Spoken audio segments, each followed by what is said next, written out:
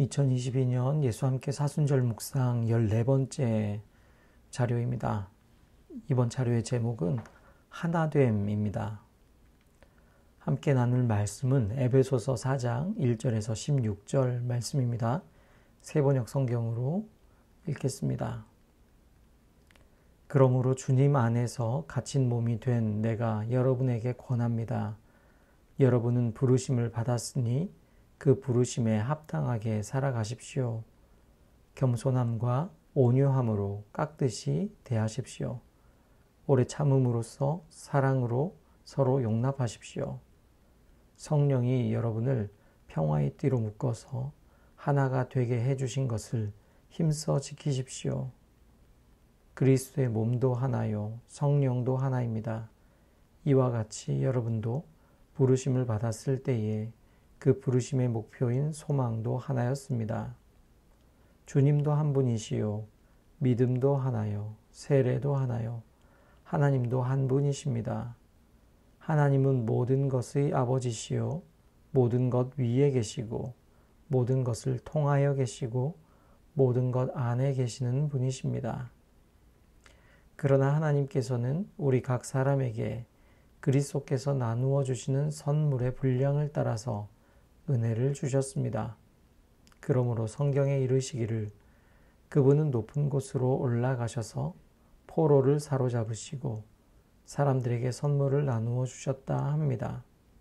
그런데 그분이 올라가셨다고 하는 것은 먼저 그분이 땅의 낮은 곳으로 내려오셨다는 것을 말하는 것이 아니고 무엇이겠습니까?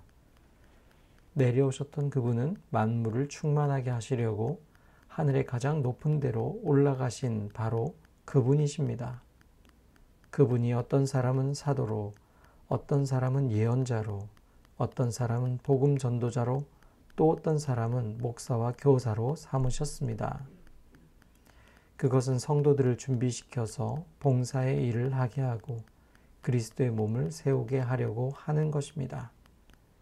그리하여 우리 모두가 하나님의 아들을 믿는 일과 아는 일에 하나가 되고 온전한 사람이 되어서 그리스도의 충만하심의 경지에까지 다다르게 됩니다.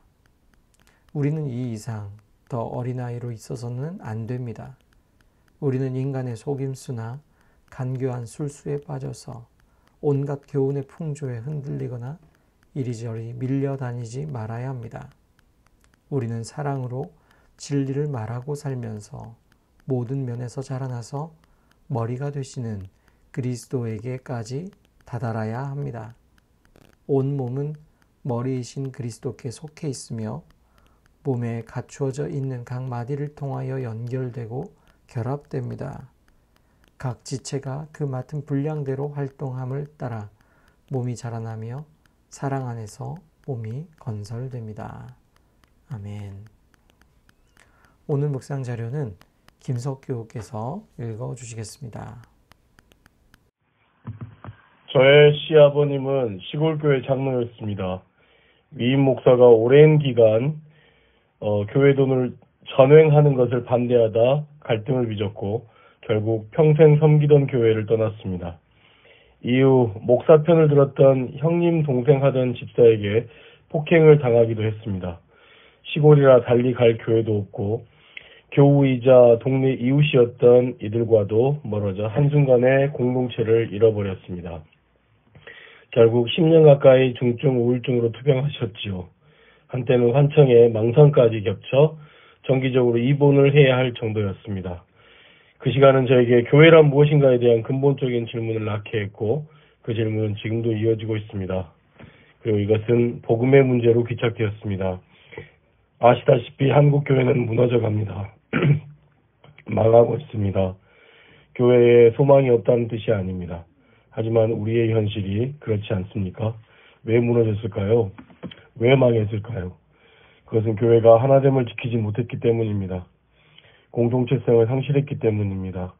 교회를 지키기 위한 명분으로 사람을 희생시키고 교회를 위한다며 하나님의 정의도 예수님의 사랑도 버렸기 때문입니다.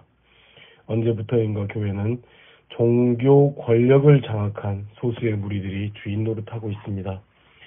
바울은 교회가 이미 하나가 되었다고 말합니다.